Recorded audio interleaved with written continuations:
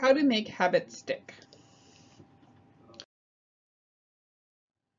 Wouldn't it be nice to have everything run on autopilot? Chores, exercise, eating healthy, and getting your work done just happening automatically. Unless they manage to invent robot servants, all your work isn't going to disappear overnight.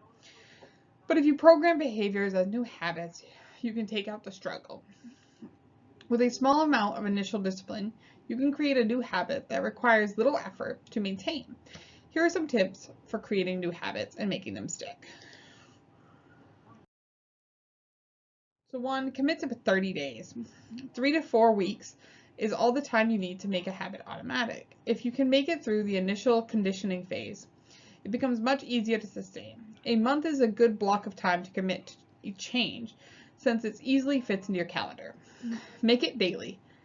Consistency is critical. If you want to make a habit stick, if you want to start exercising, go to the gym every day for your first 30 days. Going a couple times a week will make it harder to form the habit. Activities you do once every few days are trickier to lock in as habits. 3, start simple. Don't try to completely change your life in one day.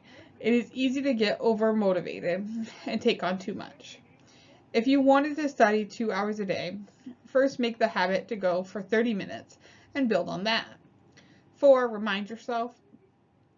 Around 2 weeks into your commitment, it can be easy to forget. Place reminders to execute your habit each day, or you might miss a few days.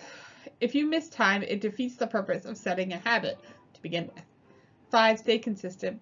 The more consistent your habit, the easier it will be to stick to. If you want to start exercising, try going at the same time to the same place for your 30 days. When cues like time of day, place, and circumstance are the same in each case, it is easier to stick to.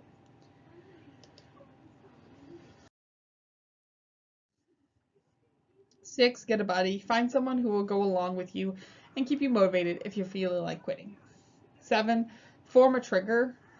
A trigger is a ritual you use right before executing your habit. If you wanted to wake up earlier, this could mean waking up in the exact same way each morning. If you wanted to quit smoking, you could practice snapping your fingers each time you felt the urge to pick up a cigarette. 8, replace lost needs.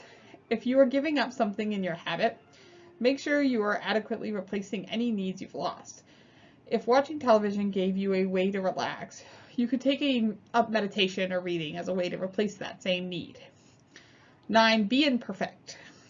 Don't expect all your attempts to change habits to be successful immediately. It took me 4 independent tries before I started exercising regularly. Now I love it. Try your best, but expect a few bumps along the way.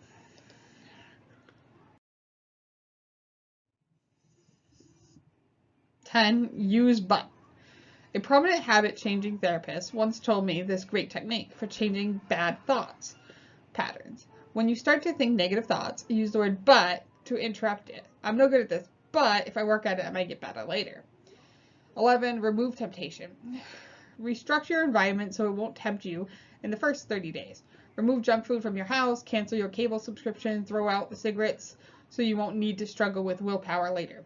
12, associate with role models. Spend more time with people who model the habits you want to mirror. A recent study found that having an obese friend indicated you were more likely to become fat. You become what you spend time around.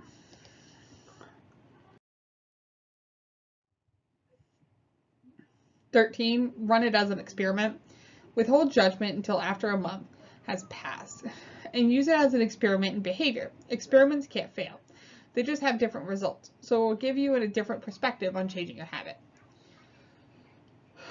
14, swish, a technique from NLP. Visualize yourself performing the bad habit. Next, visualize yourself pushing aside the bad habit and performing an alternative.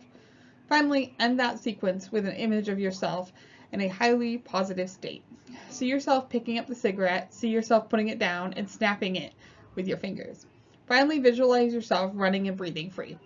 Do it a few times until you automatically go through the pattern before executing the old habit.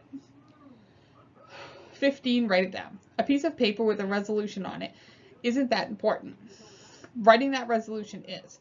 Writing makes your ideas more clear and focused. you on the end and focuses you on the end result. 16, know the benefits. Familiarize yourself with the benefits of making a change. Get books that show the benefits of regular exercise. Notice any changes in energy levels that take on a new diet. Imagine getting better grades after improving your study habits. 17, know the pain.